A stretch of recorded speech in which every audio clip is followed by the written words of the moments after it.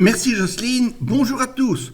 Aujourd'hui dans Visa pour le monde, je vais vous parler de voyage en train. Neozone.org a trouvé le trajet le plus long au monde. Cet itinéraire vous permet d'aller de Porto au Portugal jusque Ho Chi Minh Ville, l'ancien Saigon au Vietnam. Un itinéraire impressionnant.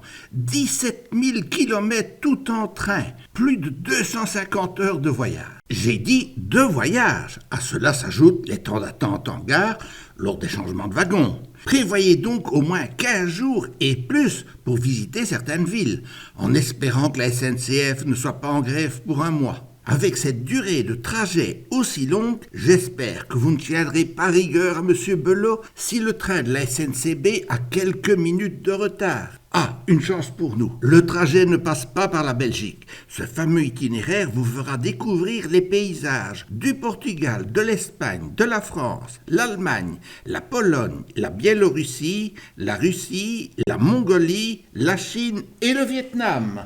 Voici l'itinéraire de Porto à la frontière française de Hendaye, via Coimbra et Madrid.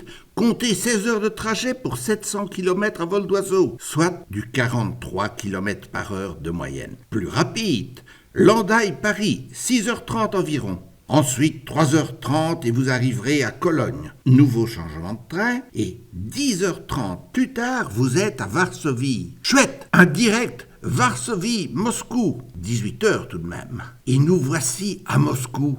À Moscou, nous montons dans le transsibérien pour un trajet de 135h30. C'est il y a près de 120 ans, le 14 juillet 1909, que la Grande Route sibérienne, le nom historique du transsibérien, était mise en service sur toute sa longueur. Heureusement que ce train est particulièrement confortable. Vous quittez l'Europe pour l'Asie. Voici la traversée de l'Oural près d'Ekaterinbourg. Ensuite, c'est Irkoutsk, le Paris de la Sibérie. Et maintenant, vous avez le plus beau parcours en train, le long de la rivière Baïkal, Ozero Baïkal en russe. Nous sommes là à plus de 5000 km à l'est de Moscou, en pleine Sibérie. Suivent ensuite les paysages désertiques de la Mongolie et la ville de Oulan-Bator. Enfin, notre entrée en Chine et notre arrivée à Pékin. Nouveau changement de train avec le Pékin-Hanoï. 55 heures 30 minutes. 2 jours plus tard, nous arrivons à Hanoï. Nous sommes enfin au Vietnam.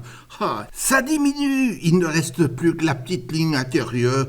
Hanoï, Ho Chi Minh Ville. Enfin, comptez quand même 1 jour, 9 heures et 13 minutes. Pour ce qui est des prix, ils varient très fort d'une compagnie à l'autre, mais dans l'ensemble, vous pouvez prévoir un budget de l'ordre de 1500 €. Si vous n'êtes pas pressé, vous pouvez éventuellement attendre à chaque étape pour bénéficier de promos ou d'offres de dernière minute, mais nous risquons de ne plus nous revoir. Vu les 250 heures à passer en partie sur des banquettes en bois, franchement, je vous recommanderais la première classe. Allez, 3000 €. Attendez toutefois la fin de la Covid pour réserver, car dans certains pays, en cas de doute, vous êtes évacué manu militari. Au revoir à tous, bonne semaine.